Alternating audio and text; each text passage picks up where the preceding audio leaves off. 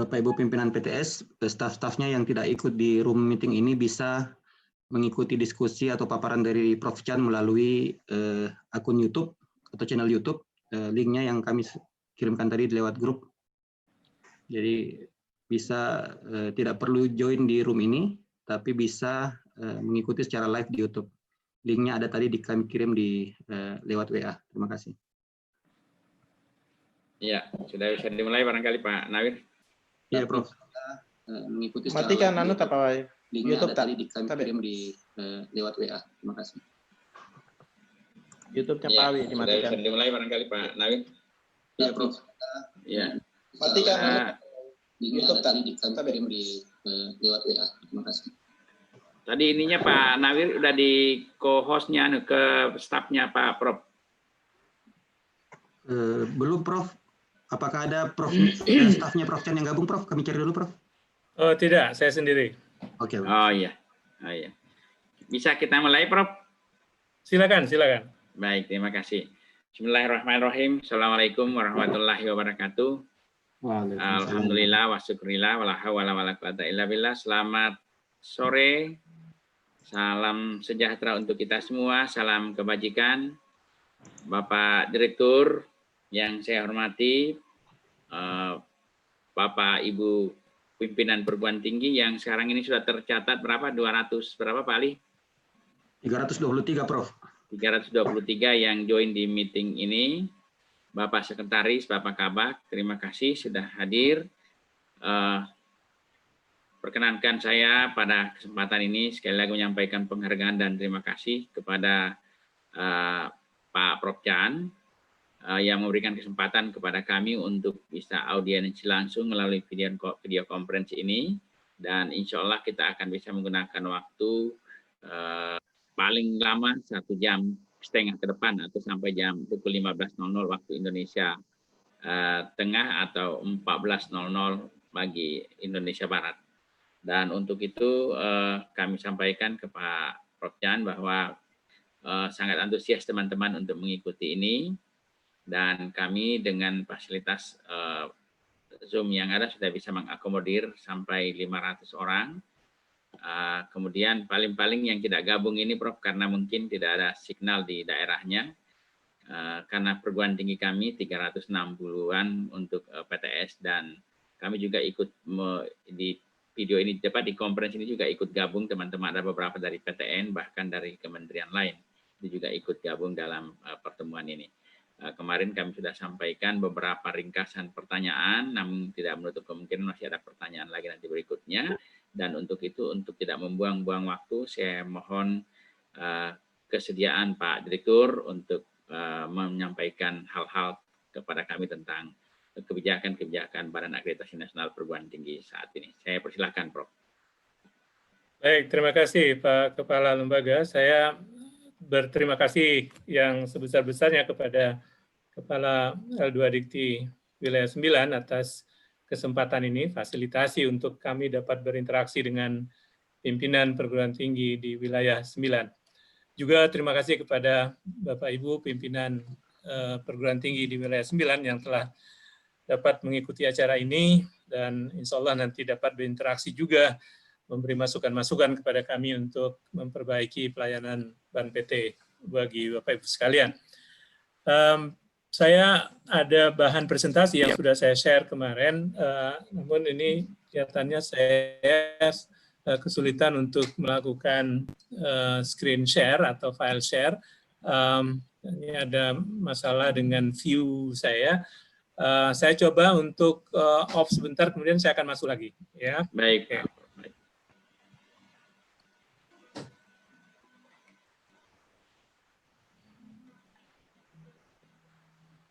Pak Ali. Pak Nawir. Ya, Prof. Nanti coba kan sudah di-download kemarin yang materi itu ya.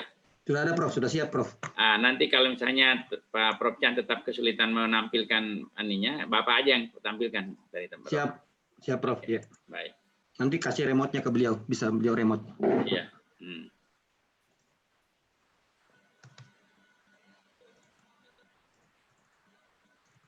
Pak Ali standby di Pak Ali. Monitor peserta Pak Chan. Saya lepas, Pak. Oh, sudah ada. Kita lepas. Kita cek di list partisipan kalau begitu. Ada, tapi kita yang bisa kasih jadi Pak. Oh iya. Bentar. Coba monitor teman-teman partisipan gimana mereka?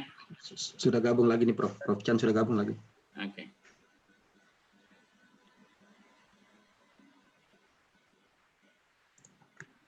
Oke, saya sudah kembali sekarang. Selanjutnya saya akan coba untuk presentasikan materi yang kemarin sebetulnya sudah saya sampaikan lewat WA. Oke, Bapak Ibu sekalian yang saya hormati, presentasi saya insya Allah singkat saja, ada sekitar 8 slide yang saya akan tampilkan. Intinya adalah dengan keluarnya Peraturan Menteri Pendidikan dan Kebudayaan Nomor 5 tahun 2020 yang mencabut Peraturan Menteri Ristekdikti Nomor 32 tahun 2016, maka ada perubahan yang sangat mendasar pada sistem dan proses akreditasi kita. Untuk itulah kesempatan ini kita akan gunakan untuk kami menyampaikan di mana letak perubahannya dan apa saja pengaturan-pengaturan yang sifatnya baru. Peraturan ini juga mewajibkan BAN-PT untuk mengeluarkan perban atau peraturan BAN-PT yang merupakan ramifikasi atau elaborasi dari peraturan menteri tersebut. Dan sudah kami luncurkan juga perban nomor 1 tahun 2020. Untuk implementasi teknis dari tersebut, kami juga sudah mengeluarkan Dewan Eksekutif berupa surat edaran tanggal 28 Februari 2020. Jadi 3 rangkaian informasi tersebut, saya yakin Bapak Ibu pimpinan perguruan tinggi sudah mengikutinya, membacanya, sehingga pertemuan kita pada hari ini lebih untuk menajamkan lagi pemahaman dan klarifikasi apabila ada hal yang perlu diklarifikasi. Ada 4 hal yang akan saya sampaikan. Pertama adalah secara sistem, maka sistem akreditasi kita yang berubah itu apa. Kemudian juga ada aturan peralihan yang secara khusus harus saya jelaskan, karena menyangkut transisi dari sistem lama ke sistem yang baru. Kemudian salah satu elemen utama dari sistem akreditasi dengan Permendikbud yang baru adalah ada namanya pemantauan pemenuhan peringkat akreditasi, yang saya akan jelaskan secara lebih detail bagaimana sistem pemantauan tersebut akan dilaksanakan. Terakhir, poin keempat, berkaitan dengan kondisi darurat corona, kami juga akan menyampaikan seperti apa pelayanan BAN-PT selama darurat masih berlangsung.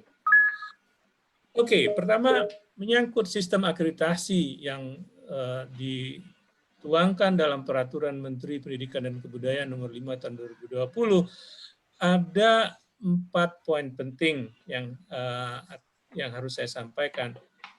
Yang pertama adalah kalau kita lihat esensi dari permen tersebut, terutama pasal 6, maka ada perubahan paradigma yang sangat mendasar di sini, di mana jika di Permen Ristekdikti dulu, Permen nomor 32 diatur atau disebutkan bahwa perguruan tinggi wajib menyampaikan usulan akreditasi ulang paling lambat 6 bulan sebelum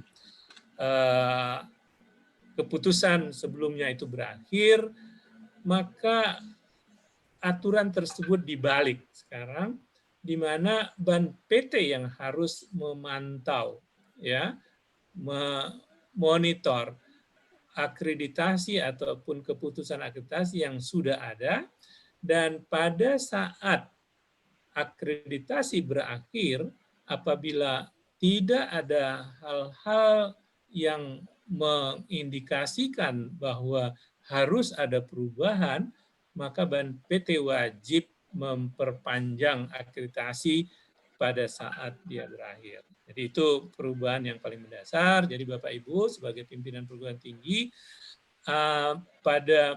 dengan adanya peraturan Mendikbud ini, maka bagi program studi atau perguruan tinggi yang berakhirnya setelah 28 Januari tahun 2020, maka berlaku peraturan yang baru ini. Kami akan memperpanjang. Nah, pertama saya akan jelaskan tentang perpanjangan itu sendiri. Perpanjangan akan kami lakukan apabila hasil pemantauan kami menunjukkan bahwa tidak ada masalah. Atau tidak ada laporan dari pihak ketiga, pihak masyarakat, ataupun dari kementerian yang mengindikasikan bahwa syarat peringkat yang sebelumnya kami tetapkan itu sudah tidak berlaku. Jadi apabila hasil pemantauan kami oke dan tidak ada laporan, maka program studi dan perguruan tinggi yang SK-nya berakhir sejak 28 Januari ke sini atau setelah 28 Januari akan kami perpanjang. Oke. Nah, sekarang kapan perpanjangan dilakukan? Perpanjangan akan dilakukan pada saat SK berakhir. Nah, tentu saja karena BAN-PT itu rapat plenonya itu hanya 2 hari dalam 1 minggu, yaitu hari Selasa dan Rabu, maka kami akan memperpanjang SK pada hari Selasa atau Rabu. Apabila berakhir hari ini misalnya, ini adalah hari Kamis, di mana kemarin kami sudah perpanjang yang berakhir sebelumnya, maka harus menunggu minggu depan. Ya, jadi jangan khawatir Bapak Ibu, misalnya saya berakhir tanggal 16 April hari ini, gitu ya, atau 17 April. Kenapa belum diperpanjang? Tunggu minggu depan. Apakah akan ada vakum nanti beberapa hari? Tidak. Di mana SK nanti pada saat perpanjangan SK keluar, disambungkan waktunya dengan ujung atau akhir dari SK sebelumnya. Ya. Kemudian yang kedua, apakah berarti bahwa perguruan tinggi sama sekali tidak dapat mengajukan akreditasi ulang? Boleh, ya. Jadi peraturan tersebut menyatakan bahwa perguruan tinggi dapat mengajukan. Tapi pengajuan tersebut konteksnya adalah apabila Bapak Ibu tidak happy atau tidak puas dengan peringkat yang ada. Misalnya peringkatnya baru C atau baru B, ingin naik ke peringkat yang lebih tinggi, maka silakan diajukan. Nah, hal ini juga mengindikasikan bahwa apabila perpanjangan melalui pemantauan, maka tidak akan ada kenaikan peringkat. Ya, jangan berharap nanti waktu diperpanjang tiba-tiba peringkatnya naik, itu tidak ada. Jadi kalau mau naik peringkat harus mengajukan akreditasi melalui Sabto ke BAN-PT sebagaimana selama ini Bapak Ibu usulan akreditasi.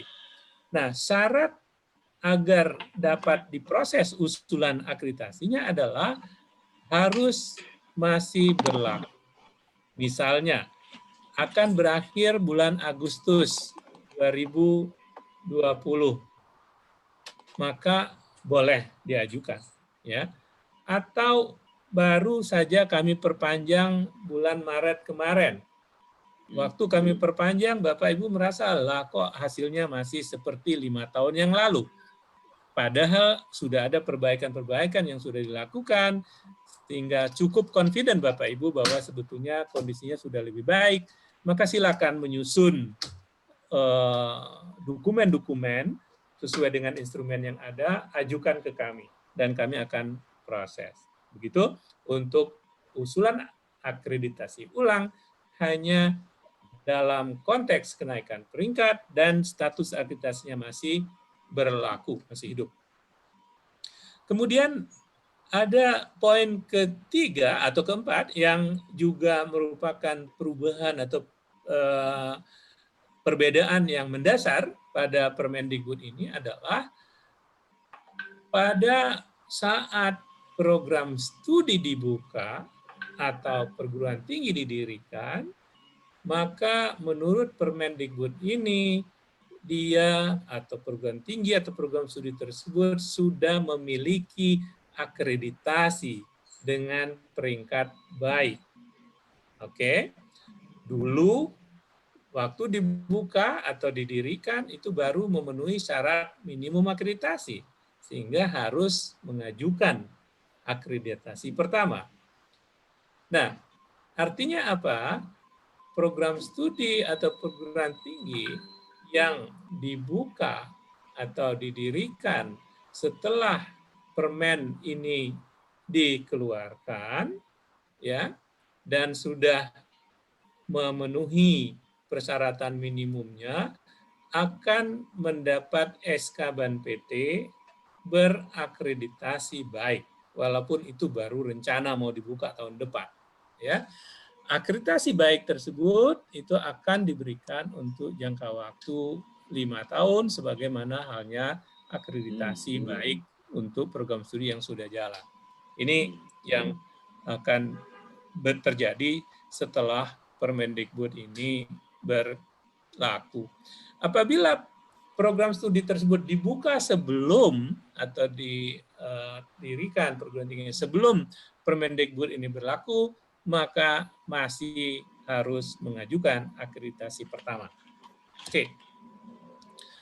Kemudian, hal kedua yang ingin saya jelaskan adalah berkaitan dengan pasal 54 dari Permendikbud yang dielaborasi lebih jauh di Perban nomor 1 tentang aturan peralihan. Ya. Mohon pertama-tama yang Bapak Ibu harus ketahui bahwa aturan peralihan yang diatur dalam Permendikbud tersebut hanya menyangkut usulan akreditasi yang sudah disampaikan ke Ban PT pada saat permen dibuat, yaitu 28 Januari. Jadi pada saat 28 Januari itu sudah usulan sudah masuk, sudah diterima di Ban PT. Kalau belum mengajukan atau belum memasukkan ke Sabtu pada tanggal 28 Januari, itu tidak termasuk dalam aturan ini, yang di peraturan pasal 54 dari Permendikbud nomor 5. Nah, kami membagi 3 kelompok dari usulan-usulan yang sudah masuk.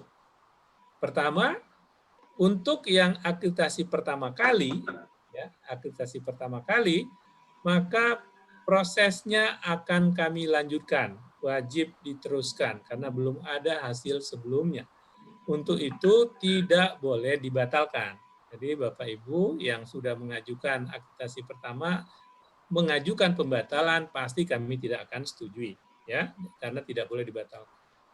Nah, kami juga akan mengeluarkan, dan sebagian sudah dikeluarkan, adalah SK sementara yang menunggu hasil proses selesai, sudah diberikan SK sementara dengan peringkat baik atau yang dulu sebelum permen ini keluar sudah dikeluarkan dengan peringkat C, dengan peringkat C atau baik. Artinya apa? Apabila ya ternyata program studi tersebut sudah harus meluluskan dan proses yang ada di Sabtu belum selesai, itu sudah boleh karena dia sudah diberi akreditasi. Mohon dicek SK-nya dulu tapi apakah SK-nya sudah keluar atau belum, ya. SK-nya bisa dilihat di Sabtu pada folder SK terbit. Kelompok kedua, bagi usulan akreditasi yang pada saat diajukan status akreditasinya masih berlaku, tidak terlambat mengajukan, maka kami beri opsi bisa membatalkan atau meneruskan. Ya, jadi ada pilihan dan pilihan ada di tangan Bapak Ibu pimpinan perguruan tinggi, mau terus atau mau dibatalkan. Apabila dibatalkan, maka kami akan mengeluarkan SK definitif 5 tahun dengan masa berlaku 5 tahun dengan peringkat dan skor yang sama dengan sebelumnya. Ya, yang sebelumnya pada saat 5 atau beberapa tahun yang lalu atau yang terakhir yang sudah kami berikan. Ya, oke, penetapan untuk dibatalkan atau tidak itu sudah banyak yang masuk ke kami, tapi batas akhir kami tunggu sampai 30 April. Apabila 30 April tidak dicabut atau dibatalkan, maka kami akan memproses sampai dengan selesai. Oke. Selanjutnya, untuk kelompok ketiga adalah mereka yang pada saat mengajukan dulu, akreditasi sebelumnya itu sudah kadaluarsa. Artinya status pada saat unggah itu sudah tidak terakreditasi. Ya. Atau ada kasus-kasus di mana waktu unggah terdeteksi adanya similarity yang tinggi sehingga kami beri sanksi menjadi tidak terakreditasi. Nah, untuk kelompok yang tidak terakreditasi ini, maka kami juga memberi kami menetapkan bahwa tidak boleh dibatalkan. Jadi proses harus lanjut terus. Ya, dan sementara menunggu proses selesai, kami mengeluarkan SK sementara dengan peringkat ya, dengan peringkat C. Jadi Bapak Ibu, walaupun dulunya A atau B, tapi karena ada copy paste jadi C, SK akreditasi Bapak Ibu akan sementara diberi C. Nah, tadi saya katakan bahwa aturan peralihan hanya untuk yang sudah mengajukan. Bagaimana dengan yang belum? Untuk yang belum mengajukan, hanya ada peluang untuk akreditasi pertama. Ya, yang akreditasi pertama kali. Nah, untuk akreditasi pertama, itu kami bagi dua. Untuk yang dibuka atau didirikan sebelum 30 Agustus 2018, ya, misalnya 2017 atau 2016, bahkan ada yang mungkin 2015, sampai sekarang belum mengajukan akreditasi pertama, kami tunggu sampai dengan 30 Agustus 2020. Ya, harapan kami sebetulnya bahwa meskipun dalam kondisi corona seperti ini, teknologi-teknologi seperti yang kita lakukan sekarang masih dapat digunakan untuk mengedit file bersama, diskusi bersama gitu melalui Zoom atau melalui Skype dan seterusnya. Jadi mohon jangan dijadikan bahwa karena adanya COVID maka nggak bisa kerja bikin dokumen. Maksudnya bisa kan tidak perlu dicetak sekarang semuanya elektronik. Nah, bagi yang didirikan setelah 30 Agustus 2018, kami beri waktu antara 30 Agustus 2018 sampai dengan 28 Januari 2020, kami beri waktu 2 tahun setelah berdiri. Itu sesuai dengan Permen Ristek Dikti nomor 32 dulu. Jadi kalau misalnya April 2019 baru berdiri prodinya, oke, sampai dengan April 2021 boleh mengajukan. Oke, 2 tahun sejak berdiri. Nah, yang selanjutnya apabila ada usulan hanya akan diterima untuk yang ingin naik peringkat dan kondisi akreditasi masih hidup. Sedangkan yang akreditasi sudah mati sebelum tanggal 28 Januari dan belum mengajukan ke Sabto untuk saat ini tidak dapat kami terima. Ya. Nah, berikutnya masih terkait dengan peralihan tadi, kami masih memproses cukup banyak usulan akreditasi yang disampaikan sebelum 31 Maret 2019 dengan instrumen yang masih lama dengan 7 standar. Nah, untuk mereka ini diberi opsi apakah mau diproses dengan instrumen lama saja sehingga nanti kalau selesai ya dapat peringkat ABC atau mau dikonversi langsung dengan peringkat yang baru. Apabila ingin dikonversi atau dinilai dengan peringkat yang baru, harus memasukkan ISK, yaitu dokumen yang terkait dengan instrumen suplemen konversi peringkat. Ya, silakan, ini opsi atau pilihan. Kalau Bapak Ibu masih happy, ngapain repot-repot bikin SK zaman corona begini, biar aja nanti keluar pakai ABC misalnya gitu. Ya nggak apa-apa, karena masih diberi kesempatan untuk 1 periode lagi, artinya dalam waktu 5 tahun menggunakan double peringkat atau dual sistem peringkat. Nah, kapan batas akhir untuk memasukkan SK? SK itu paling lambat sebelum visitasi. Nah, kami belum tahu kapan visitasi, jadi tidak perlu gerusa-gerusu gitu ya, harus selesai minggu depan atau apa. Jadi santai aja SK-nya kapan. Tapi pada saat visitasi itu harus sudah dimasukkan kalau memang mau pakai ESK. Nah, saat ini Sabtonya memang belum siap. Jadi kalau mau mengunggah sekarang juga belum siap. Tapi kalau mau menyusun, saya sarankan bikinlah sekarang kalau mau bikin. Jadi download petunjuknya, kemudian bikin, tinggal nanti pada saat Sabtu sudah siap, tinggal unggah. Demikian. Kemudian terkait dengan penyesuaian peringkat, Permendikbud nomor 5 juga memberi peluang bagi program studi yang sudah terakreditasi oleh lembaga akreditasi internasional yang diakui oleh kementerian dapat mengajukan penyetaraan ke kami untuk mendapat peringkat unggul. Oke, selanjutnya saya masuk ke poin ketiga berkaitan dengan pemantauan. Pemantauan inilah yang sekarang menjadi mainstream dari proses akreditasi. Karena yang unggahan ataupun ajuan itu sifatnya fakultatif. Bapak Ibu pengen mengajukan boleh, tidak mengajukan boleh. Tapi kalau pemantauan wajib kami lakukan. Apa saja yang dipantau? Seluruh SK yang pernah kami keluarkan harus kami pantau. Ingat bahwa SK kami itu menyangkut peringkat. Peringkat itu ada syaratnya, dipenuhi atau tidak. Untuk itulah kami melakukan pemantauan. Peraturannya menunjukkan atau mengatur bahwa minimal dilakukan sekali sebelum SK berakhir. Jadi kalau misalnya SK-nya berakhir pada bulan Agustus 2020, maka sebelum Agustus kami akan melakukan pemantauan. Ya. Bagaimana dengan yang sudah berakhir? Yang sudah berakhir sudah kami pantau dan sudah kami perpanjang.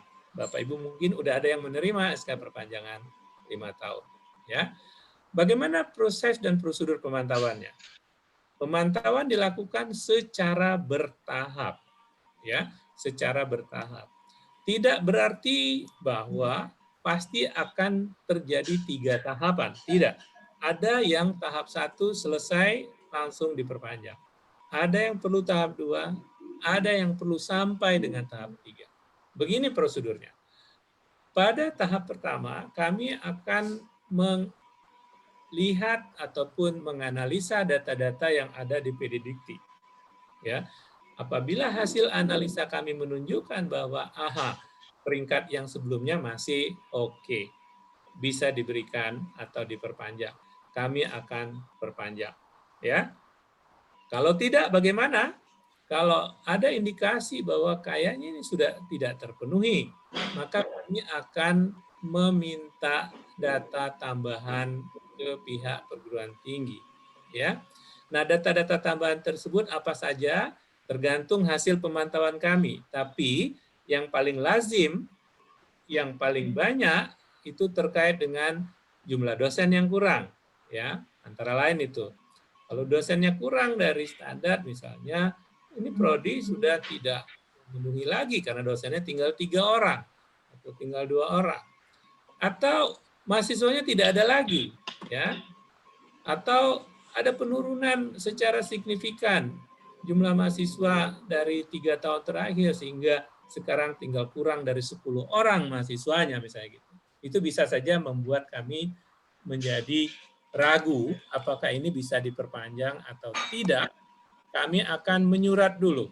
Ya, kami akan kirim surat ke perguruan tinggi, tolong klarifikasi data dan berikan kepada kami evidence atau bukti-bukti tentang kondisi terakhir untuk data-data yang kami minta. Ya, apabila hasil dari informasi tambahan tersebut meyakinkan kami bahwa oke, semuanya kelihatannya masih sesuai pemenuhan peringkat, kami akan perpanjang. Tapi kalau belum juga, maka kami akan sampai pada asesmen lapangan, nanti akan berkunjung. Kami akan meminta data tambahan lagi, laporan evaluasi diri, dan seterusnya gitu, sehingga ini akan berupa kunjungan seperti AL selama ini. Nah, hasil AL lah yang akan menjadi penentu apakah diperpanjang dengan peringkat yang sama, atau diperpanjang dengan peringkat yang turun, atau sama sekali tidak bisa diperpanjang. Nah, ini yang perlu Bapak Ibu ketahui tentang proses pemantauan. Ingat, di tahap 1 Bapak Ibu nggak perlu Bapak Ibu tidak akan kami libatkan di perguruan tingginya pada tahap 1. Apabila tahap 1 tidak beres, baru kami melibatkan dengan meminta data. Jadi ada beberapa perguruan tinggi yang kemarin kaget, oh kok udah diperpanjang, kami nggak diberitahu. Alhamdulillah berarti tidak ada masalah. Kami perpanjang. Oke. Nah, sekarang saya harus garis bawahi di sini bahwa hasil SK perpanjangan tidak boleh dibanding. Ya, ingat bahwa penetapan itu udah ditetapkan 5 tahun sebelumnya kan, 5 tahun yang lalu. Sehingga batas untuk banding udah lewat. Bapak Ibu kemarin saya menerima surat bahwa oh nilai saya ternyata di border gitu ya, cukup dekat 294 nilainya kebetulan. Saya mau banding. Mestinya bandingnya dulu 5 tahun yang lalu, kan? Agak terlambat. Tapi bagaimana kalau saya tidak puas dengan hasil 294 dapat baik atau dapat C itu, gitu ya? Ada mekanisme, silakan susun usulan akreditasi ulang untuk kenaikan peringkat, dan itu Sabto terbuka anytime. Jadi walaupun baru diperpanjang minggu lalu, misalnya gitu. Boleh nggak ngajuin? Monggo, silakan, gitu ya.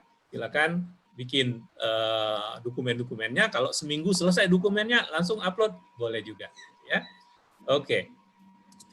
Nah, khusus pemantauan pada tahap 1, saya ceritakan tadi bahwa ada beberapa elemen yang kami periksa, tapi inti yang banyak bermasalah itu di 4 butir ini, ya.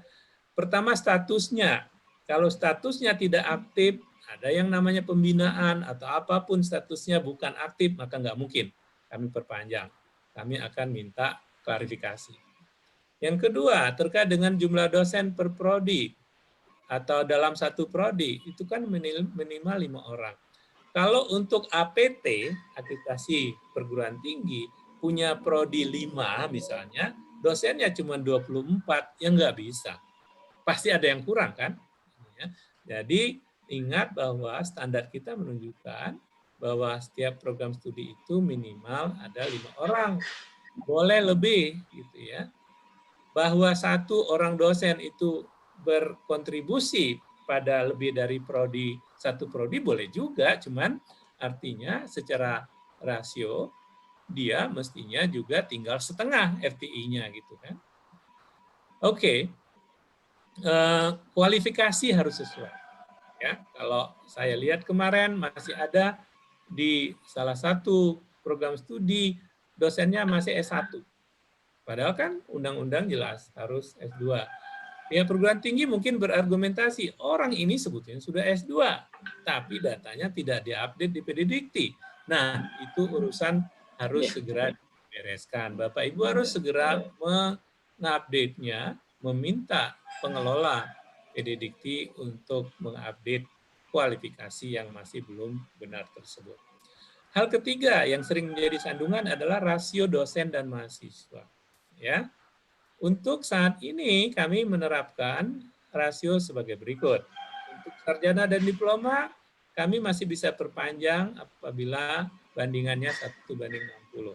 Ya, ingat kalau 1:60 itu sebetulnya sudah ada penurunan nilai dalam RDM. Untuk S2 itu maksimum 1:20 untuk yang S2 akademik. Untuk S2 terapan diberi 1:30. Kenapa? Kalau S2 akademik, pasti tesisnya harus ada riset yang sifatnya publishable. Tapi kalau di S2 terapan bisa berupa development, bisa berupa project, gitu kan, sehingga dimungkinkan untuk sedikit lebih daripada yang akademik. Khusus untuk S3 itu kami menggunakan 1:10 dengan alasan bahwa satu orang promotor itu kan tidak boleh punya bimbingan lebih dari 10 orang, itu maksimum. Oke, ini untuk rasio. Kemudian yang keempat, kemarin juga kami menemukan ada beberapa kasus di mana sudah terjadi perubahan nama prodi atau nama perguruan tinggi, tapi di PDDikti-nya belum berubah, ya. Maka kami akan minta penjelasan atau perubahan migrasi dulu deh di PDDikti-nya, yang tadinya akademi sekarang udah menjadi politeknik, maka ubah dulu status di sana. Karena pada saat kami memperpanjang, statusnya sudah politeknik. SK kami bunyinya mestinya di politeknik, bukan lagi di akademi. Demikian juga kalau ada perubahan nama program studi. Ingat tapi, kalau ada perubahan nama program studi, sepanjang capaian pembelajaran nama dan kami menduga ataupun menyimpulkan melalui analisa ahli kami bahwa ini prodi yang berbeda, maka tidak bisa kami perpanjang, sehingga itu mestinya diajukan sebagai akreditasi pertama untuk prodi baru. Titip khusus untuk para pimpinan perguruan tinggi bahwa dengan adanya sistem pemantauan seperti ini, maka fungsi SPMI sangat-sangat vital, sangat krusial, ya. Jadi kami sangat berharap Bapak Ibu pimpinan perguruan tinggi memfungsikan, bukan hanya aksesori itu SPMI, benar-benar difungsikan. Soalnya saya sering menemukan ada pelang namanya, kantornya beken, keren gitu, SK-nya dibingkai, tapi tidak digunakan atau tidak difungsikan. Untuk apa itu? Ya. Kenapa ini menjadi penting? Pertama, Bapak Ibu kalau lihat instrumen kami yang baru APS 4.0 maupun APT 3.0, maka berfungsinya SPMI itu menjadi syarat perlu untuk terakreditasi. Kalau itu tidak berfungsi, maka tidak bisa terakreditasi. Yang kedua, dengan adanya pemantauan yang dapat kami lakukan sewaktu-waktu, kan tadi dikatakan bahwa akan dilakukan paling lambat, paling tidak sekali, dan itu harus sebelum SK berakhir. Bapak Ibu kan nggak tahu, 2 minggu sebelum berakhir, sebulan sebelum berakhir, 6 bulan sebelumnya, kan nggak tahu kapan kami akan memantau. Nah, untuk itu siap dengan SPMI. Kalau SPMI memang secara rutin melakukan MONEP, kan EPP itu kan ada E-nya. Hasil evaluasi itu di-record dengan baik, maka data apapun yang kami minta mestinya sudah siap, ya. Termasuk juga kalau kami memerlukan laporan evaluasi diri. Jadi tolong evaluasi diri itu juga menjadi kegiatan rutin di SPMI, ya. Sehingga kalau kami meminta, berikan saja laporan evaluasi diri terakhir. Kalau terakhirnya 5 tahun yang lalu, berarti SPMI-nya nggak jalan, gitu kan? Nah, untuk itu juga mohon dibicarakan dengan pengelola SPMI, kalau bikin laporan evaluasi diri, jangan terlalu jauh bentuk dan kontennya dengan yang kami minta oleh BANPT. Boleh lebih jauh, lebih banyak isinya, tapi tidak lebih sedikit. Oke, terakhir, pelayanan selama darurat COVID. Di lembar pertanyaan yang disampaikan tadi, ada yang menanyakan, kok tidak dilakukan online assessment saja gitu ya. Nah, Bapak Ibu saya katakan pertama, kalau kantor jelas sudah tutup. Gubernur DKI memberi sanksi 100 juta untuk kantor yang masih buka. Jadi BANPT nggak berani itu ngeluarin uang segitu, kena denda nanti. Jadi kami tutup. ya. Tapi pelayanan akan insya Allah dapat kami berikan. Untuk usulan yang sudah masuk, proses AK-nya jalan terus karena melalui Sabto, ya. Jadi asesor bisa bekerja di rumah sambil nunggu COVID ini, mereka lakukan asesmen kecukupan. Namun asesmen lapangan belum, jadi mohon bersabar menunggu. Tapi Bapak Ibu ingat tadi bahwa untuk SK kami perpanjang atau diberikan SK sementara. Jadi meskipun ada penundaan, mestinya kalau sudah mengajukan enggak masalah, pasti sudah terlindungi. Ya. Kemudian pemantauan tahap 1 dan 2 jalan terus. Ya, kami akan melakukan dan Bapak Ibu sudah ada mungkin yang menerima surat dari kami minta data-data tambahan. Ya. Kemudian perpanjangan SK yang berakhir jalan terus kalau memang posisinya bisa diperpanjang. Ya, tidak ada masalah dan sebagainya, perpanjangan jalan terus. Setiap minggu kami melakukan perpanjangan. Minggu lalu seingat saya hampir 200 lebih kita perpanjang. Untuk komunikasi dengan Ban PT, silakan surat menyurat melalui Sabta. User ID dan password di Sabta sama dengan di Sabto. Ya. Oke, jadi ini Pak Jas yang dapat saya sampaikan sementara. Untuk pertanyaan-pertanyaan yang sudah saya terima melalui daftar pertanyaan kemarin, mungkin nanti akan saya jawab satu persatu. Terima kasih. Assalamualaikum warahmatullahi wabarakatuh. Waalaikumsalam warahmatullahi wabarakatuh.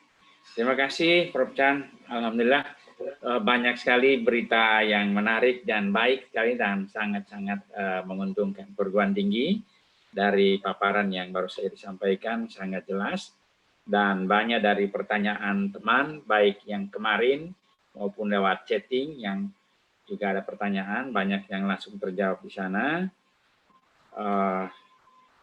Oleh sebab itu, karena tetap saja kita masih bisa berdiskusi, mempertanyakan beberapa hal, karena kita masih punya waktu kurang lebih 40 menit ke depan. Sebelum itu, ada beberapa catatan saya, Pak Prof. Chan. Saya mau sampaikan dulu sebelum nanti disampaikan beri kesempatan kepada teman-teman perguruan tinggi. Yang pertama adalah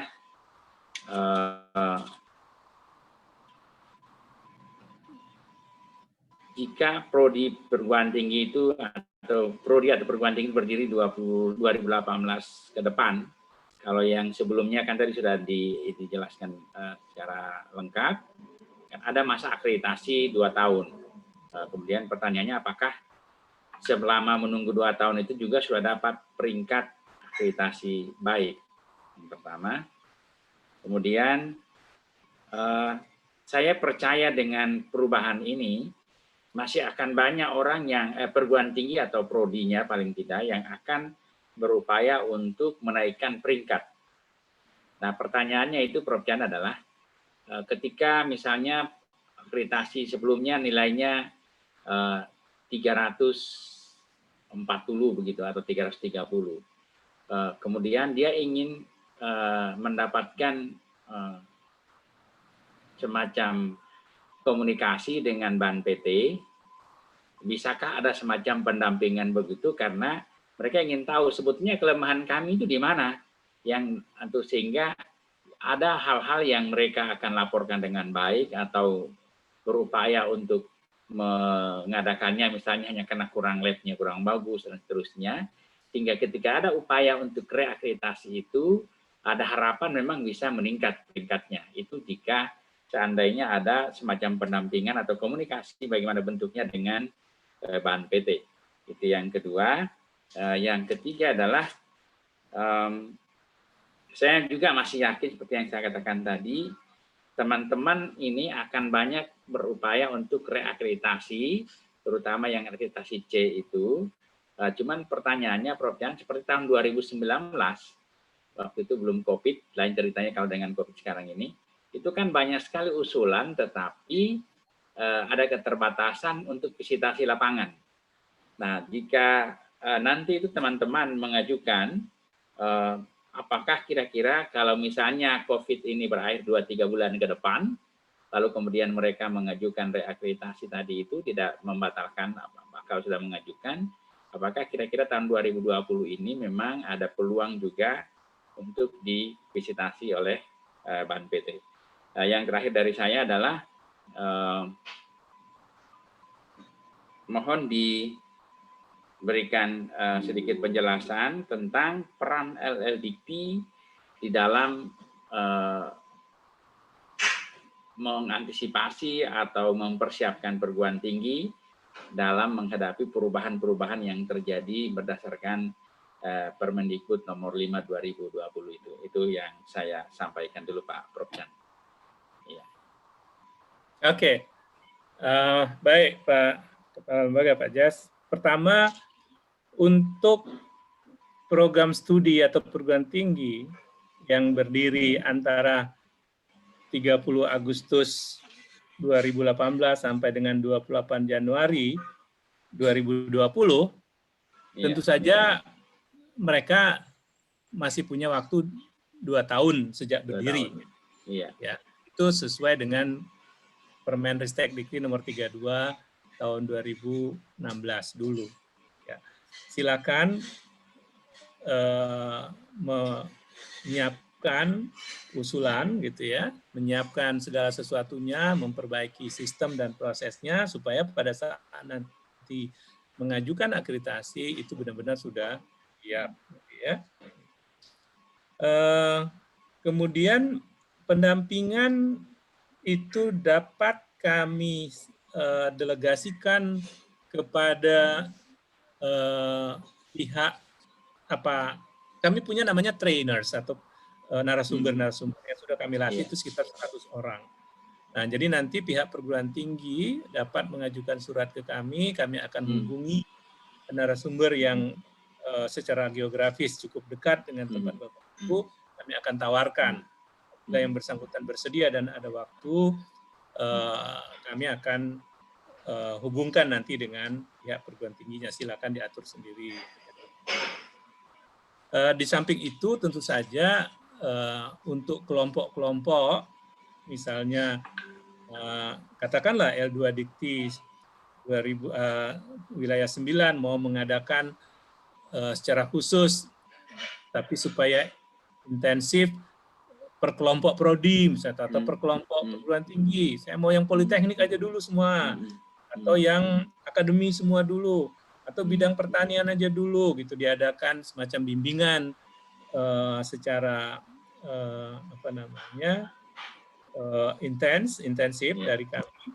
Itu bisa juga berhubungan dengan kami di mana BANPT bersama tim pelatihnya nanti bisa turun kalau untuk kelompok. Tapi kalau hanya untuk sebuah perguruan tinggi kami nggak boleh. Ya.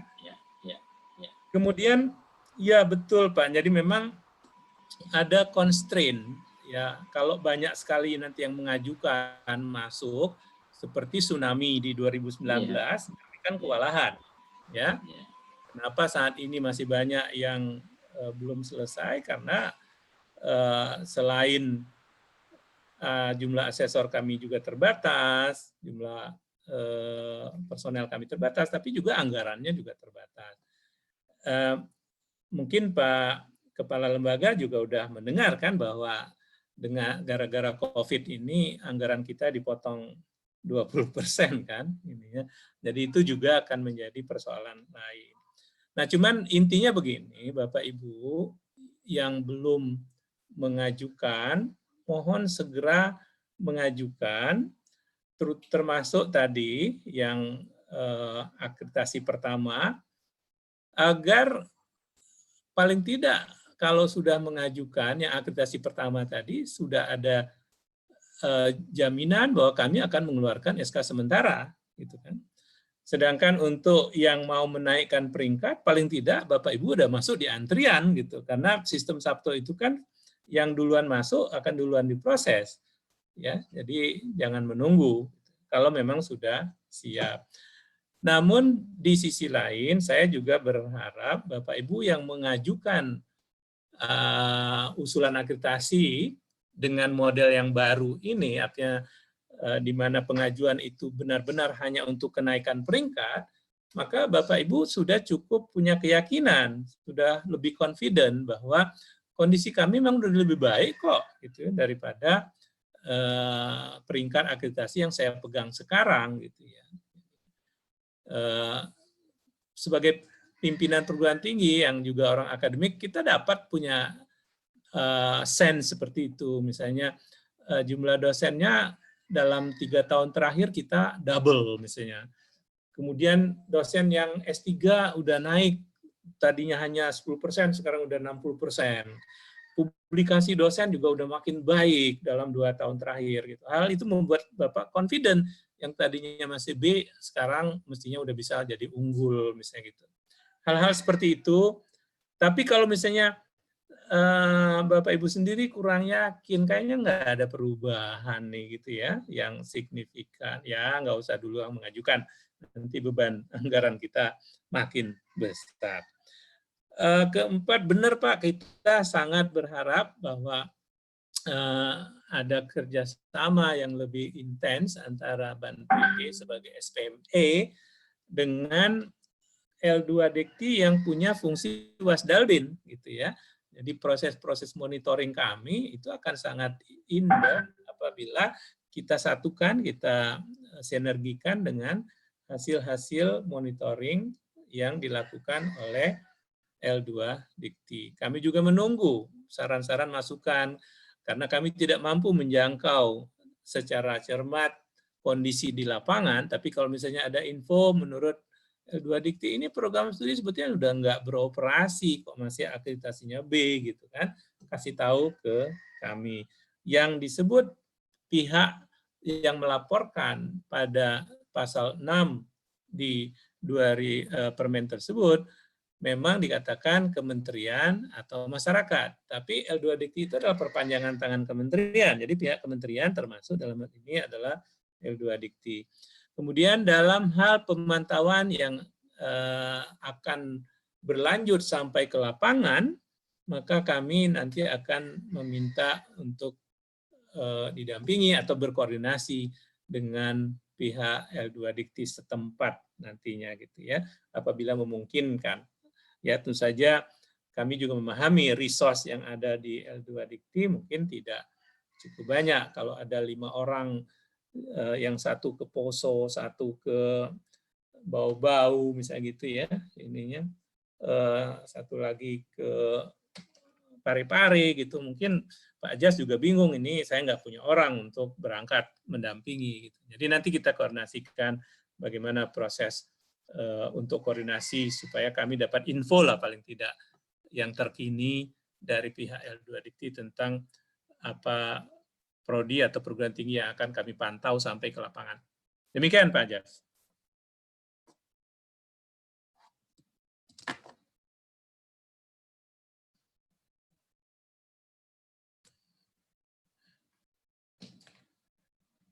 Prof, Assalamualaikum. Gimana nih Pak Kalem? Pak Kalem, coba dicek dulu Pak Ali. Pak Kepala lagi keluar. Sudah masuk lagi. Ada, sudah ada.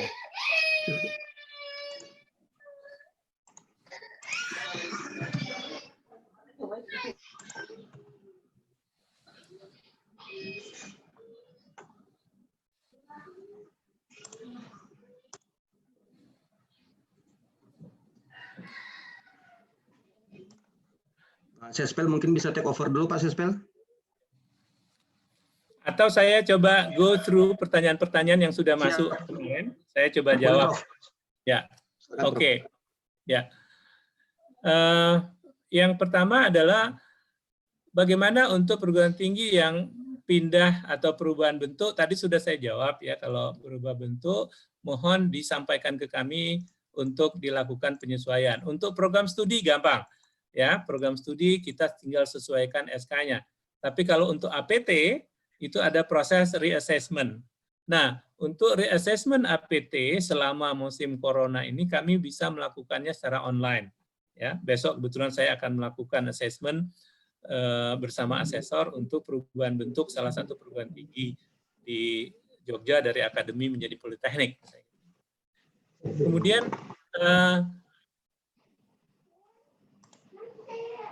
apakah prodi yang masih terakreditasi minimum, ya, namun telah mengajukan ke Ban PT,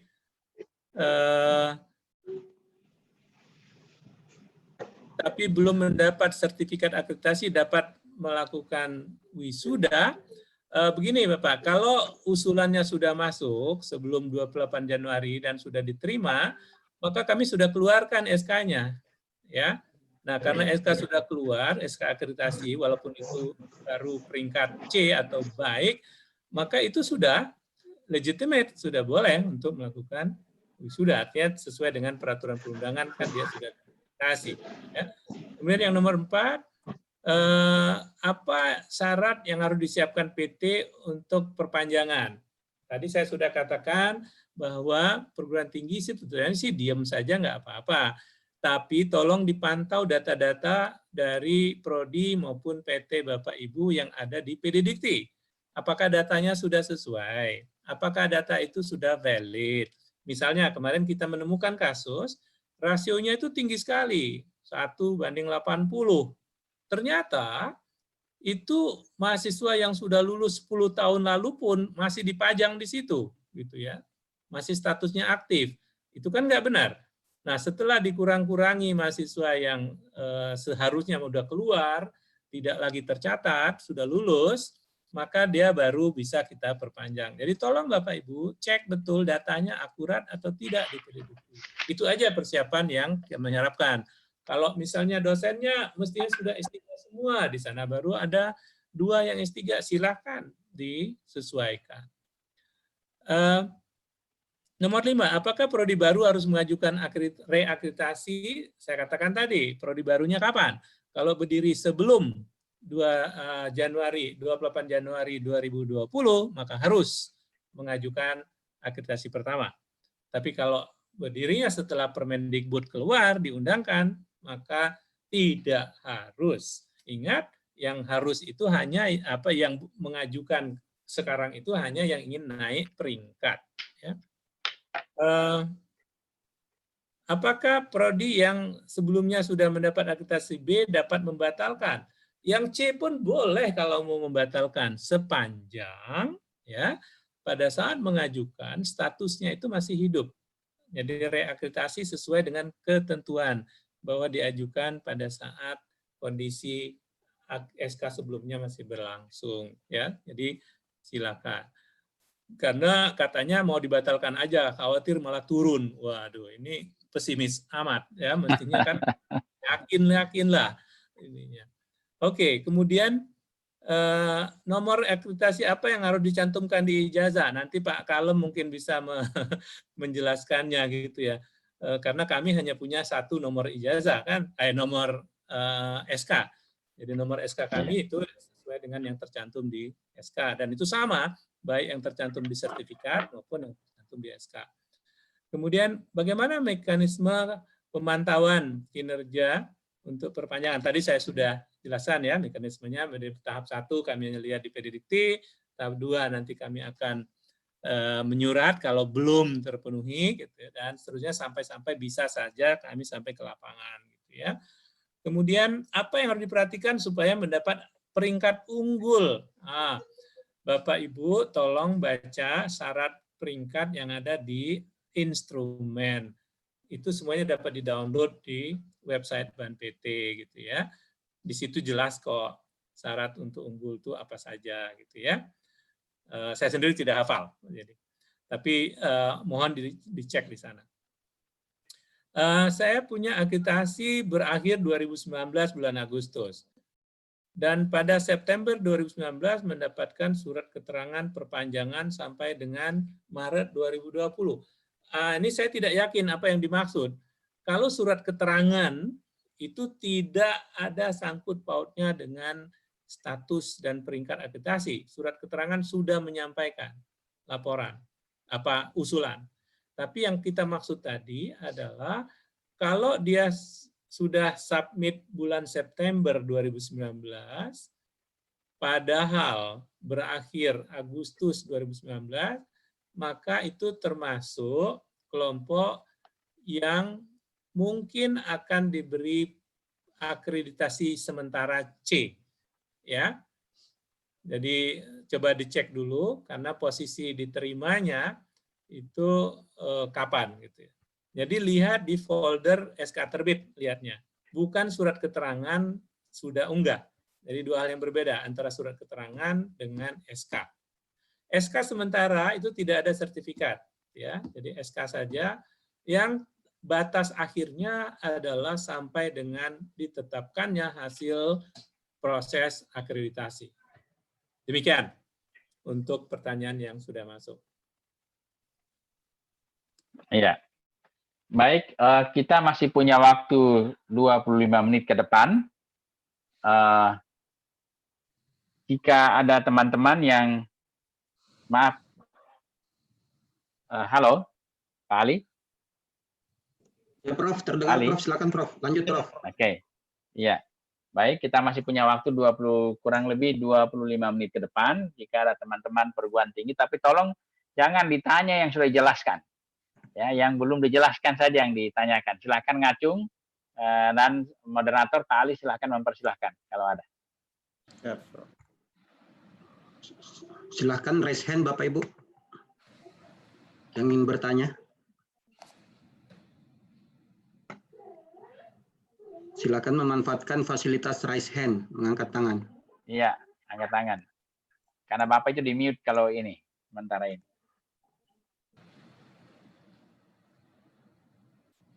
Ini sudah ada beberapa, Pak. Ya, silakan, Ya, Pak. silakan Pak Ali. Ya. Cukup 3 dulu Pak Ali, cukup 3.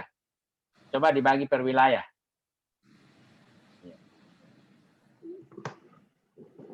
Silakan Pak Ali di-unmute, Pak Ali yang ini. Yang sudah raise hand.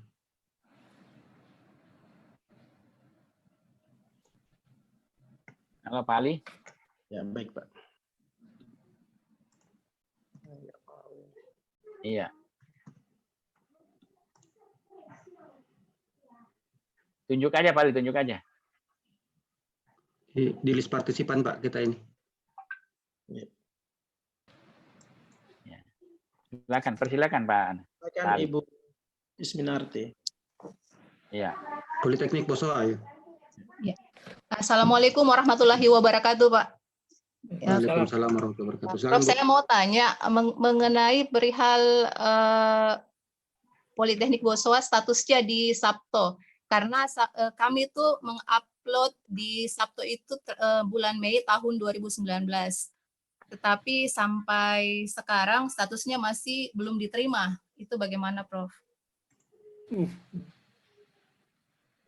Sebelumnya pernah ada revisi. Setelah kami revisi, kemudian statusnya sudah hilang revisinya, tapi sampai sekarang masih statusnya belum diterima. Terima kasih, Prof. Oke. Yang kedua Pak Ali.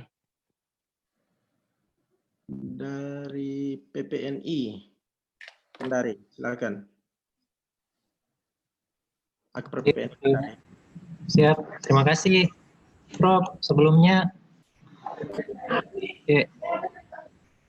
tapi izin bertanya nih Prof, apakah teknis mekanisme akreditasi Ban PT ini sama persis nanti berlakunya di LAMPTKes? Itu saja Prof.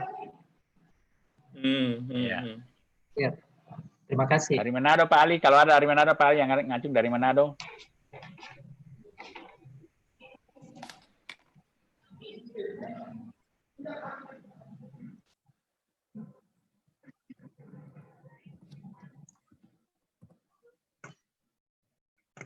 Ya, Pak Ali, dari mana lagi Pak Ali? Silakan Bapak Ibu raise hand-nya. Halo, dari Manado. Izin.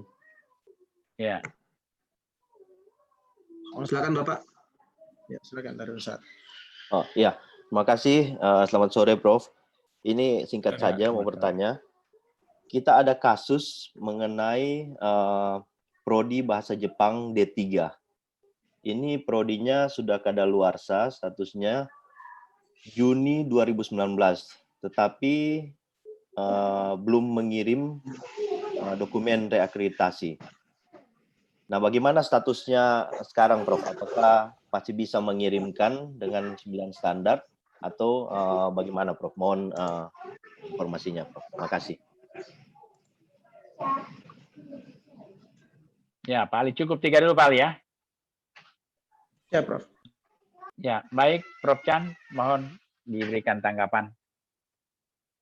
Oke, baik, Pak.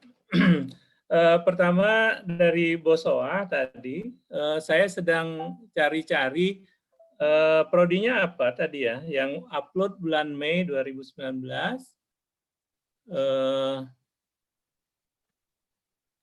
Di kami ini ada agroteknologi, ada teknologi pangan. Politeknik, Prof. Oh, Politeknik. Iya. Politeknik Bosowa itu Ya, PT perguruan tinggi, Prof. Hanya ada APT. Ya, betul, Prof.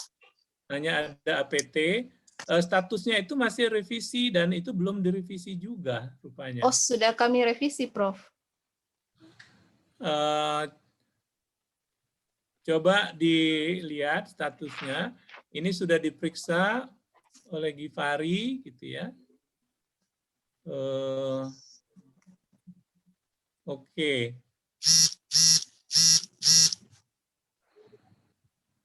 Oke, nanti saya coba akan komunikasikan dengan staf saya, apalagi yang menjadi ganjelan gitu, sehingga ini statusnya masih revisi gitu ya. Terima kasih, Prof. Ya. Kemudian dari penanya kedua, oke, ada beberapa yang sifatnya umum dan beberapa yang sifatnya hanya ban PT bukan LAMPTKes. Yang sifatnya umum antara lain adalah pada saat program studi dibuka, ya didirikan, itu langsung terakreditasi dengan peringkat baik, itu berlaku juga untuk LAMPTKes atau bidang kesehatan.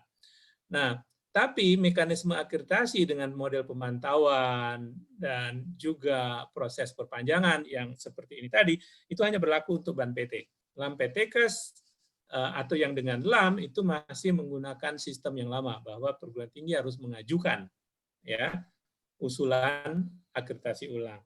Itu intinya. Jadi pemantauan dan perpanjangan yang tidak berdasarkan ajuan itu hanya untuk yang di ban PT. Oke? Sedangkan yang sifatnya untuk prodi pertama atau akreditasi prodi baru itu yang setelah 28 Januari itu berlaku untuk semua. Nah, kemudian untuk teman yang dari Manado, waduh ini gimana? Saat ini mohon maaf permennya belum membuka peluang. Jadi ini kan expired atau berakhirnya 2 Juni 2019. Gitu ya. Jadi cut off date-nya adalah 28 Januari 2020. Kalau belum masuk ke ban PT dan itu sudah berakhir SK akreditasinya di sebelum 28 Januari 2020, maka Sabto atau kami tidak dapat memprosesnya saat ini. Nanti tentu saja harus dicari. Kami sebetulnya sudah menginformasikan ini ke pihak kementerian, mohon fatwanya, mereka yang mengeluarkan permen, jadi mereka harus memikirkan solusinya. Demikian untuk teman dari Manado. Ya, terima kasih Pak Chan. Pak Ali, kita masih punya waktu 15 menit, masih buka lagi 3 pertanyaan. Coba dari Gorontalo, dari Sulawesi Tengah, dan dari Sulbar. Sulawesi Tengah ya. Akan dari Politeknik Palu. Ada dari Unsimar juga tuh Pak. Poso juga ada Poso. Ya, agak susah di.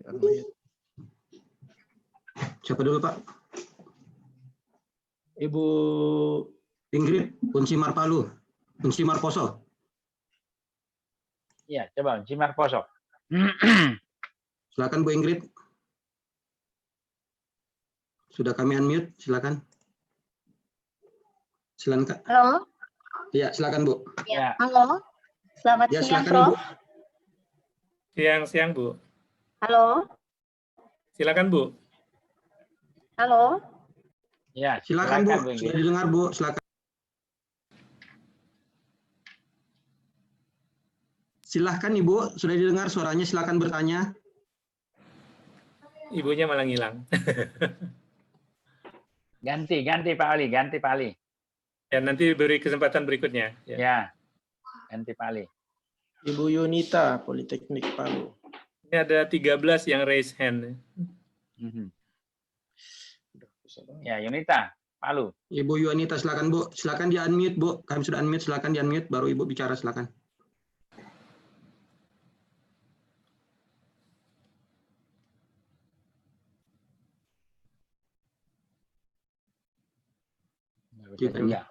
Tidak di unmute. Ganti lagi Pak Ali. Konfirmasi. Ganti lagi Pak Ali, ganti. Jangan lost time kita kalau ini. Sayang. Kasih yang udah siap. Ada dari Politeknik Negeri Prof. Bu Dharma, Silakan. mungkin. Bu Dharma, silakan. Ya, Assalamualaikum. Waalaikumsalam, silakan Bu. Pertanyaan saya terkait usulan untuk ISK, Prof. Nah, Ya. tadi sempat Prof sampaikan bahwa paling lambat usulan ISK adalah sebelum visitasi. Ini mohon diperjelas lagi makna kata sebelum visitasi itu seperti apa, Prof? Karena kami lihat di Perban 2 nomor 2020 di kata pengantarnya itu hanya tertulis bahwa diharapkan dalam beberapa tahun seluruh peringkat akreditasi sudah sesuai dengan Permen 5 2020. Jadi mohon arahannya berapa lama waktu yang diberikan untuk program studi yang akreditasinya masih menggunakan instrumen lama untuk mengusulkan ISK. Terima kasih. Tambah lagi Pak Ali. Kembali ke tadi. Ibu Ingrid, siapa tahu udah siap. Ibu Ingrid, silakan Bu, di unmute dulu. Ibu Ingrid. Prisma Manado yang Oke. Selamat siang. Selamat siang Pak, silakan. Siang Prof, ini kami mau tanyakan, kami kan akreditasi pertama. Pada bulan Desember 2019 sudah keluar akreditasi sementara C. Tapi pada bulan Januari kami menerima informasi surat dari Ban PT bahwa Prodi Teknologi Pangan tidak terakreditasi. Kemudian pada bulan Maret kami terima lagi notification dari Ban PT bahwa Prodi Arsitektur tidak terakreditasi. Nah, kami mohon petunjuk Prof, apa yang harus kami buat sekarang? Karena yang lalu kami sudah terima SK sementara dan menunggu kunjungan asesor. Tapi kemudian terjadi perubahan status. Mohon pengarahan Prof. Terima kasih. Satu lagi Pak Ali. Silakan Pak Arifin dari UIN. Ya, saya Arifin ya. Ya, Assalamualaikum Prof. Waalaikumsalam. Prof. Ya, Prof Chan dan Prof Jas. Yang pertama, ini untuk dipertahankan hasil akreditasi Prof. Kan otomatis kalau sampai waktunya akan diperpanjang dan ada evaluasi nanti. Terutama terkait laporan masyarakat. Ini sangat perlu kejelasan ini Prof. Bagaimana bentuk laporan masyarakat itu yang bisa diakomodasi oleh Ban PT. Karena hampir semua perguruan tinggi selalu menerima surat-surat itu. Surat tanpa nama atau ada nomor telepon tapi nomor telepon palsu dan lain-lain. Ini perlu ada kejelasan bagi kami pengelola. Yang kedua, apakah ada nanti kalau ada surat masuk, taruhlah misalnya agak kencang, membahayakan ini perguruan tinggi. Apakah ada klarifikasi dari Ban PT sebelum mengambil keputusan atau sebelum menerima laporan ya untuk kalau laporan itu jelas ada anunya bukan kaleng gitu. Nah, yang ketiga Prof ini kan dengan apa Kampus Merdeka ini bahwa akreditasi itu berlaku 25 tahun. Katanya otomatis Ban PT memperpanjang kalau sampai waktunya. Dengan catatan tadi ada dua hal itu. Yang kedua tidak laporan masyarakat. Yang digunakan untuk menentukan reakreditasi ulang ini, Prof, minimal 2 tahun itu, apakah SK Ban PT yang terakhir untuk menentukan peringkatnya, ataukah berdasarkan permen yang Januari itu, Prof? Karena konsekuensinya ada anunya. Misalnya SK Ban PT itu sudah berlaku misalnya 3 tahun yang lalu, berarti praktis atau 4 tahun lah, praktis 1 tahun lagi ke depan kan mati. Nah, sementara keharusan untuk mengajukan reakreditasi itu kan minimal 2 tahun. Yang mana yang dipakai, Prof? Apakah otomatis, apakah dia harus mundur 2 tahun ini yang sudah mau mati tadi setahun itu, atau kita gunakan reakreditasi itu dari permen yang Januari itu? Ya, saya kira itu, Prof. Terima kasih banyak. Luar biasa penjelasannya tadi. Terima kasih, Prof. Ya. Ya, terima kasih. Pak Chan, mohon kesediaan memberikan tanggapan lagi. Baik, terima kasih Bapak-Bapak dan Ibu-Ibu. Yang pertama tadi terkait dengan ISK, mohon maaf tadi saya kurang tegas menyatakan ISK yang saya maksud adalah bagi perguruan tinggi yang sudah mengajukan usulan ke Ban PT, tapi masih pakai instrumen lama, yaitu 7 standar. Ya. Untuk mereka ini ditunggu, ya, kalau mau mengajukan SK paling lambat sebelum asesmen lapangan. Kalau dia tidak tarik pula itu, kalau dia batalkan tak perlulah pakai SK saat ini. Nah, selanjutnya untuk yang tidak mengajukan atau yang membatalkan, kami baru akan melayani SK-nya belakangan. Jadi saat ini belum mampu kami melakukan pelayanan untuk konversi bagi yang tidak sedang mengajukan. Insya Allah ya dalam waktu ya mungkin sekitar bulan Oktober atau November kami akan umumkan untuk membuka peluang bagi yang bukan yang sedang mengajukan. Ini kalau ini sudah kami proses semua baru akan kami buka untuk yang dari luar itu ya. Benar sekali bahwa tidak mungkin kita selamanya pakai dual system, jadi diberi batas kan sampai dengan 5 tahun, berarti 2025 sekitar itu.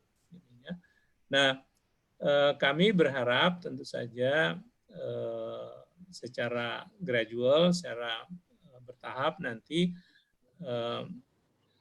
pihak perguruan tinggi sudah lebih siap untuk menyiapkan ISK-nya dan menyampaikan kepada kami.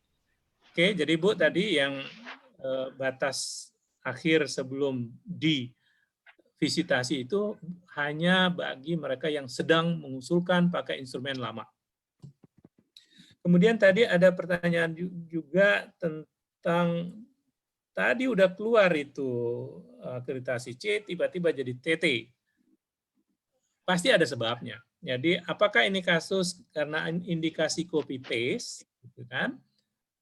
Nggak mungkin tidak ada penyebabnya. Jadi tolong dibaca, dilihat di catatan Ban PT, mestinya ada. Jadi kalau memang ada indikasi bahwa ada kemiripan yang sangat tinggi, sebagaimana selama ini sudah kita ketahui bersama dengan similarity check-nya Ban PT, kita bisa mendeteksi itu, dan yang terdeteksi akan diberi sanksi menjadi tidak terakreditasi. Nah, apabila ini yang kasusnya terjadi, maka artinya Bapak harus segera mengajukan dengan instrumen dan dokumen yang baru, gitu ya. Jadi mungkin ini dulu diajukan masih pakai 7 standar, maka segera harus diajukan dengan 9 kriteria. Bikin lagi usulan dan tolong jangan lagi mengcopy, itu aja pesannya. Kemudian yang ketiga, betul sekali laporan masyarakat itu yang surat kaleng juga macam-macam isinya gitu. Jadi kami memang sudah membuat mekanisme atau prosedur bahwa saya pikir di surat edaran yang kami sampaikan maupun juga di Perban itu sudah cukup jelas bahwa apabila ada laporan masyarakat, maka Ban PT akan melakukan verifikasi, dan verifikasi itu termasuk ya harus dibuktikan dengan visitasi ke lapangan. Jadi kita nggak bisa hanya atas dasar surat tiba-tiba mencabut SK gitu ya. Jadi kalau laporannya pertama kita filter dulu tentu saja mana laporan yang kira-kira kredibel, mana yang tidak. Yang kredibel kita akan fact finding, dan tahapan dari fact finding ini termasuk klarifikasi atau konfirmasi ke perguruan tingginya. Oke, kemudian yang batas 2 tahun pengajuan, mohon dibaca lagi di perban maupun di permennya, Pak. Jadi modelnya tuh begini, Bapak Ibu silakan mau mengajukan usulan akreditasi ulang, ya, anytime. Tapi apabila hasil ajuan tersebut menunjukkan hasilnya sama, ya, atau bahkan turun sehingga Bapak tidak puas, maka tidak boleh langsung mengajukan. Harus 2 tahun setelah keputusan tersebut dikeluarkan. Jadi misalnya gini, sekarang bulan April Bapak mengajukan ingin naik peringkat dari C atau B menjadi baik sekali atau menjadi unggul, gitu ya. Nah, masuklah usulan tersebut pada bulan April 2020. Kami selesaikan prosesnya Desember 2020. Ternyata hasil di bulan Desember hasilnya menjadi baik, bukannya menjadi unggul, gitu ya. Nah, Bapak menjadi kecewa. Nah, tidak bisa tiba-tiba Januari ngajukan lagi. Jadi harus ditunggu 2 tahun setelah Desember 2020 baru bisa mengajukan kembali.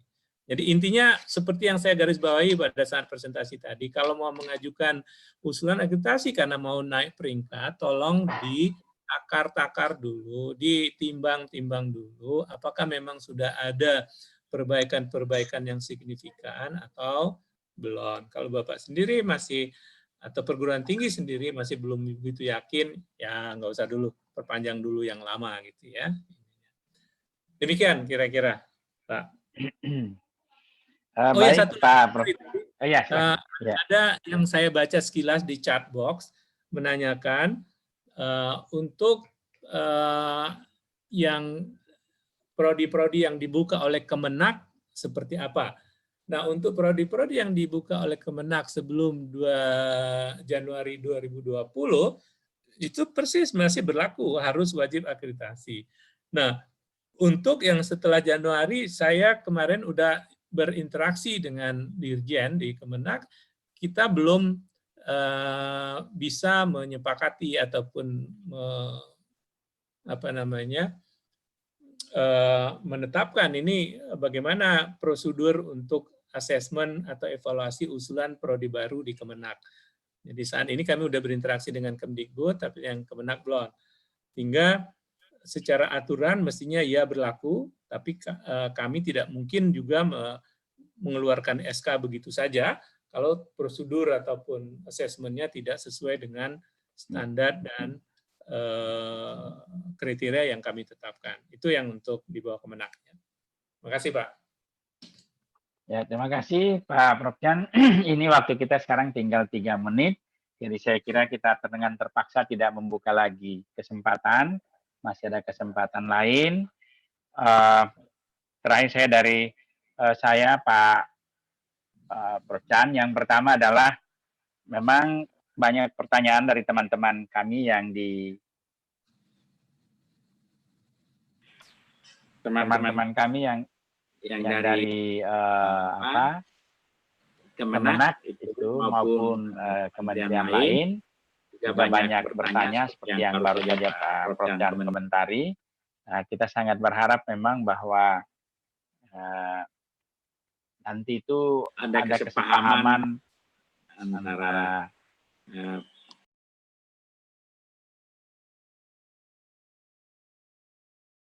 harapan kami. Yang berikutnya adalah sudah sangat luar biasa perubahan yang ada di BANPT dari segi regulasi dan mekanisme tadi itu. Kami hanya berharap bahwa nanti proses visitasi itu juga akan banyak perubahan. Ini mohon maaf ini mumpung Pak Prof. Chan jadi direktur, jujur saja Pak, memang salah satu masalahnya itu ketika menghadapi persiapan visitasi dari Ban PT itu cukup stres memang perguruan tinggi. Mudah-mudahan nanti ada perubahan-perubahan yang sehingga seperti kita komunikasi dengan Pak Direkturnya sekarang ini sangat santai dan tidak ada tekanan mental sedikit pun. Harapan kita seperti itu ke depan.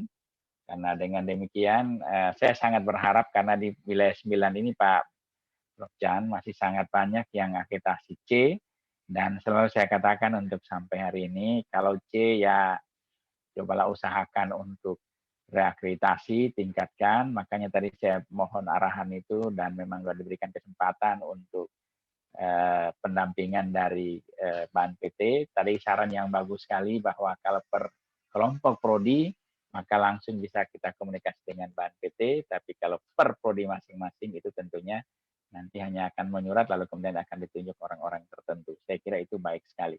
Itu harapan kami Pak Prof. Chan, mudah-mudahan Bapak umur panjang, sehat selalu, dan komunikasi ini akan terus bisa kita bangun ke depan. Saya kira untuk dari saya, dan saya masih mengharapkan closing statement dari Pak Prof. Chan sebelum meninggalkan ruang meeting ini. Baik, Prof. Jas, terima kasih juga yang tiada terhingga tentu saja kami ingin sampaikan kepada pihak L2 Dikti Wilayah 9 atas fasilitasi ini. Bapak Ibu mohon juga memanfaatkan dari perguruan tinggi untuk bersurat atau menanyakan, berkomunikasi dengan kami melalui SAPTA. Jadi SAPTA terbuka. Selanjutnya juga untuk Pak Kepala Lembaga gitu, apabila memang ada tema-tema khusus atau topik-topik khusus yang perlu kita dalami lebih jauh, jelaskan lebih jauh, silakan nanti dikomunikasikan lagi. Kita bisa menyediakan lagi sesi-sesi seperti ini, gitu ya, untuk menjangkau teman-teman biar lebih puas, lebih dapat terjawab semua persoalan-persoalan yang ada di lapangan. Demikian Pak Kepala, Pak Prof. Jas, dari saya mohon maaf apabila ada yang kurang. Wabillahi taufiq wal hidayah. Wassalamualaikum warahmatullahi wabarakatuh. Waalaikumsalam warahmatullahi wabarakatuh. Terima kasih Prof.